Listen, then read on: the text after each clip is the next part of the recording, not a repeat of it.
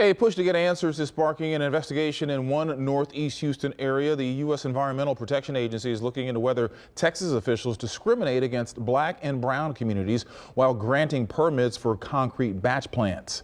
And it comes after a number of complaints from people living in those areas. KPRC2's Taisha Walker joining us from the Trinity Gardens neighborhood to break down their concerns. Taisha.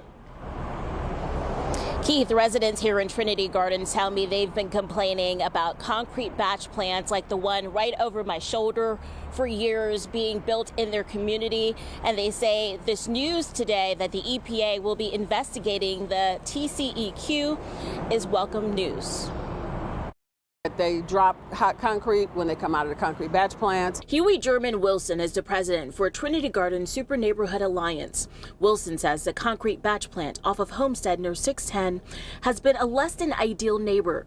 She says it's one of 8 within a 10-mile radius, polluting the air and affecting their quality of life. All of our community is a black and brown community. We're a poorer community. We're an older community. Wilson was among the large group of community advocates, local and state leaders that stood behind Harris County Attorney Christian Menefee this morning as he announced this. The EPA is looking at whether the TCEQ's criteria and processes for its standard concrete batch permitting discriminates against black and Latino residents. In a letter to Menefee's office, the EPA says it plans to investigate the Texas Commission on Environmental Quality after receiving 2 complaints alleging discrimination as it relates to its concrete batch permit process.